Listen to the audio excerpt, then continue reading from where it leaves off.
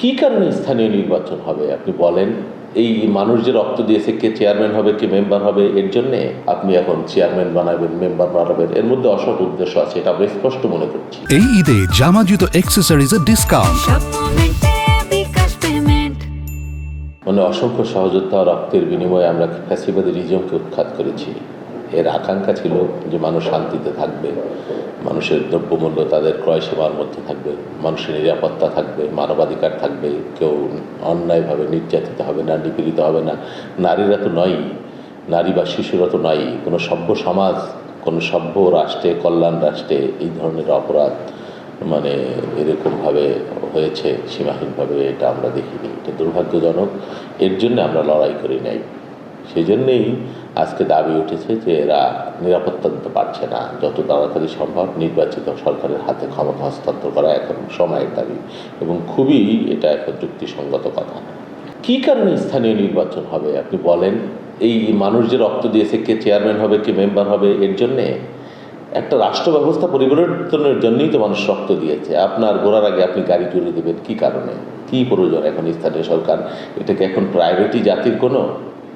এখন আপনার যখন মানুষের গণতান্ত্রিক অধিকার নাই, দীর্ঘকাল মানবাধিকার নাই, একটা রাষ্ট্র পরিচালনা করতে একটা ভিত্তি লাগে, সেটা নাই, একটা অনির্বাচিত সরকার 7 মাস হয়ে গেল ক্ষমতায়, দেশের অবস্থা ভালো না, কোনো দিক দিয়েই ভালো না।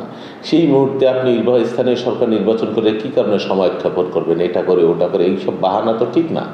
কেন করবেন আপনি? মানুষ এত মানুষকে কে চেয়ারম্যান মেম্বার বানানোর জন্য রক্ত দিয়েছে। মানুষ তার ভোটের অধিকার চায়, মানুষ তার মানবিক অধিকার চায়, মানুষ নিরাপদে থাকতে চায়, মানুষ স্বাধীনভাবে কথা বলতে চায়, মত প্রকাশ করতে চায়। সেই জন্যই তো মানুষ এই পরিবর্তনের জন্য লড়াই করলো, রক্ত দিল। আপনি এখন চেয়ারম্যান বানাবেন, মেম্বার বানাবেন, এর মধ্যে অসৎ উদ্দেশ্য আছে, এটা আমরা স্পষ্ট মনে করছি। যারা এগুলো বলছে তারা এটা অসৎ উদ্দেশ্য আসে। আপনি মানুষের কাছে যান, তারা কি চায় আপনার আগে খবর নেন, দেখেন। একটা স্টেবল রাষ্ট্র দরকার আমাদের। দীর্ঘদিন আমরা গণতন্ত্রের অবস্থায় আছি, দীর্ঘদিন এখানে কোনো আইনের শাসন নাই, দীর্ঘদিন এখানে এক ব্যক্তির শাসন, তার গায়ের জোরের শাসন। এর বিরুদ্ধে যারা প্রতিবাদ করেছে তাদেরকে গুম হইতে হয়েছে, খুন হইতে হয়েছে, রক্ত দিতে হয়েছে, জীবন দিতে হয়েছে।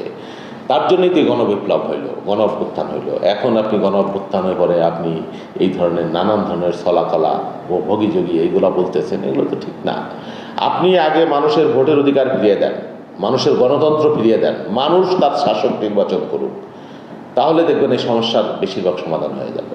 আচ্ছা, সেকেন্ড রিপাবলিক গণপরিষদ আপনি কতটুকু বুঝেন আমি জানি না, আমি নিজেও পরিপূর্ণ বুঝি না এরা কি বলতে চায় আসলে, আর কি বলে।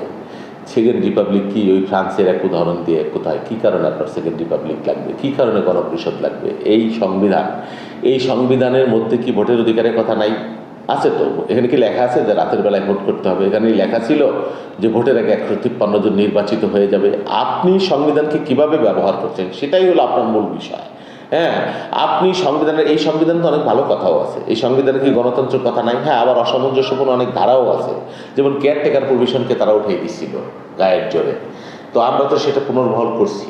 কি কি লাগবে, নতুন ধারা, অগণতান্ত্রিক কী কী ধারা আছে সেগুলো প্রত্যাহার করে কেটে ছিঁড়ে তারপরে আমরা এর মধ্যে যে গ্রহণযোগ্য ধারা আছে সেগুলো। আপনি কি ভোটের অধিকার চান না? আপনি কি গণতন্ত্রের কথা বলেন নাই? 5 বছর পর নির্বাচনের কথা বলা নাই? মানবাধিকারের কথা কি সংবিধানে বলা হয় না? হয়েছে তো। তাহলে আপনি এগুলো রাখবেন না? এগুলো কি কবর দিয়ে দিবেন আপনি সেকেন্ড রিপাবলিকের নামে, গণপরিষদের নামে? আমরা যেটা বলছি, আমাদের বক্তব্য পরিষ্কার, আমাদের সময় কম, এইটার নামে দীর্ঘসূত্রিতা, একটা ফন্দি বিক্রির ব্যাপার আমরা আছে বলে আমরা মনে করছি। এখন দিনে দিনে সেটা স্পষ্ট হচ্ছে।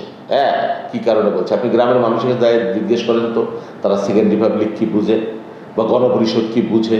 হ্যাঁ, তাহলে আপনি এইসব তাত্ত্বিক আলোচনা এখানে নিয়ে নির্বাচনকে কি আপনার ক্ষমতাকে প্রলম্বিত করবেন, এটা তো অসৎ উদ্দেশ্য আমার মনে হচ্ছে।